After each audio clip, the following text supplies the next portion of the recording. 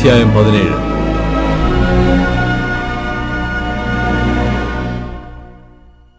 യോസേഫിന്റെ ആദിജാതനായ മനശ്ശെയുടെ ഗോത്രത്തിനും ഓഹരി കിട്ടി. മനശ്ശെയുടെ ആദിജാതനും ഗിലെയാദിന്റെ അപ്പനുമായ മാഖീർ യുദ്ധവീരനായതുകൊണ്ട് അവന് ഗിലെയാദും ബാശാനും ലഭിച്ചു. മനശ്ശെയുടെ ശേഷം പുത്രന്മാരായ അബിയേസരിന്റെ മക്കൾ, ഹേലേക്കിന്റെ മക്കൾ, അസ്രിയേലിന്റെ മക്കൾ, ശേഖേമിന്റെ മക്കൾ, ഹേഫെരിന്റെ മക്കൾ, ഷെമീദാവിന്റെ മക്കൾ എന്നിവർക്കും കുടുംബമായി ഓഹരി കിട്ടി. ഇവർ കുടുംബമായി യോസേഫിന്റെ മകനായ മനശ്ശെയുടെ മക്കൾ ആയിരുന്നു. എന്നാൽ മനശ്ശെയുടെ മകനായ മാഖീറിന്റെ മകനായ ഗിലെയാദിന്റെ മകനായ ഹേഫെരിന്റെ മകൻ ശെലോഫഹാദിന് പുത്രിമാരല്ലാതെ പുത്രന്മാരില്ലായിരുന്നു. അവന്റെ പുത്രിമാർക്ക് മഹള, നോവ, ഹൊഗ്ലെ, മിൽക്ക, തിർസ എന്നു പേരായിരുന്നു. അവർ പുരോഹിതനായ എലയാസാരിന്റെയും നൂന്റെ മകനായ യോശുവയുടെയും പ്രഭുക്കന്മാരുടെയും മുമ്പിൽ അടുത്തു ചെന്നു. ഞങ്ങളുടെ സഹോദരന്മാരുടെ കൂട്ടത്തിൽ അവകാശം ഞങ്ങൾക്ക് തരുവാൻ യഹോവ മോശയോട് കൽപ്പിച്ചിട്ടുണ്ട് എന്ന് പറഞ്ഞു. അങ്ങനെ അവൻ യഹോവയുടെ കൽപ്പന പ്രകാരം അവരുടെ അപ്പന്റെ സഹോദരന്മാരുടെ കൂട്ടത്തിൽ അവർക്ക് ഒരു അവകാശം കൊടുത്തു.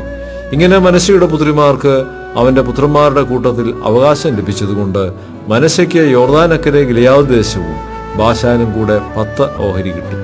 മനശ്ശെയുടെ ശേഷം പുത്രന്മാർക്ക് ഗിലെയാദ് ദേശം കിട്ടി. മനശ്ശെയുടെ അതിരോ ആശേർ മുതൽ ശേഖേമിന് കിഴക്കുള്ള മിക്മെദാത്ത് വരെ ചെന്ന് വലത്തോട്ട് തിരിഞ്ഞ് ഏൻ തപ്പൂഹയിലെ നിവാസികളുടെ അടുക്കലോളം നീണ്ടുകിടക്കുന്നു. തപ്പൂഹ ദേശം മനശ്ശെയ്ക്കുള്ളതായിരുന്നു. എങ്കിലും മനശ്ശെയുടെ അതിരിലുള്ള തപ്പൂഹ പട്ടണം എഫ്രൈമ്യർക്ക് ഉള്ളതായിരുന്നു. പിന്നെ ആ അതിർ കാനാത്തോട്ടിങ്കിലേക്ക് തോടിന്റെ തെക്കുകൂടി ഇറങ്ങുന്നു. ആ പട്ടണങ്ങൾ മനശ്ശെയുടെ പട്ടണങ്ങൾക്കിടയിൽ എഫ്രൈമിനുള്ളവ. മനശ്ശെയുടെ അതിർ തോടിന്റെ വലതുവശത്തുകൂടി ചെന്ന് സമുദ്രത്തിങ്കൽ അവസാനിക്കുന്നു. തെക്ക് ഭാഗം എഫ്രൈമിനും വടക്ക് ഭാഗം മനശ്ശെയ്ക്കുമുള്ളത്. സമുദ്രം അവന്റെ അതിറാകുന്നു. അത് വടക്ക് ആശേരിനോടും കിഴക്ക് ഇസാഖാരിനോടും തൊട്ടിരിക്കുന്നു. ഇസാഖാരിലും ആശേരിലും മനശ്ശെയ്ക്ക് ബേത്ത്ശെയാനും അതിന്റെ അധീന നഗരങ്ങളും, ഇബ്ളയാമും അതിന്റെ അധീന നഗരങ്ങളും, ദോർ നിവാസികളും അതിന്റെ അധീന നഗരങ്ങളും, ഏൻ ദോർ നിവാസികളും അതിന്റെ അധീന നഗരങ്ങളും, താനോക്ക് നിവാസികളും അതിന്റെ അധീന നഗരങ്ങളും, നിഖുദ നിവാസികളും അതിന്റെ അധീന നഗരങ്ങളും ഉണ്ടായിരുന്നു. 3 മേടുകൾ തന്നെ. എന്നാൽ മനശ്ശെയുടെ മക്കൾക്ക് ആ പട്ടണങ്ങളിലെ നിവാസികളെ നീക്കിക്കളവാൻ കഴിഞ്ഞില്ല. കനാനിയർക്ക് ആ ദേശത്തിൽ തന്നെ പാർപ്പാനുള്ള താല്പര്യം സാധിച്ചു. എന്നാൽ ഇസ്രായേൽ മക്കൾ ബലവാന്മാരായി തീർന്നപ്പോൾ അവരെ നീക്കിക്കളയാതെ അവരെ കൊണ്ട് ഊഴിവേല ചെയ്യിച്ചു. അനന്തരം യോസേഫിന്റെ മക്കൾ യോശുവയോട്, യഹോവ ഇതുവരെ ഞങ്ങളെ അനുഗ്രഹിച്ച് ഞങ്ങളൊരു വലിയ ജനമായി തീർന്നിരിക്കെ ഒരു നറുക്കും ഓഹരിയും മാത്രം നീ ഞങ്ങൾക്ക് തന്നതെന്ന് ചോദിച്ചു.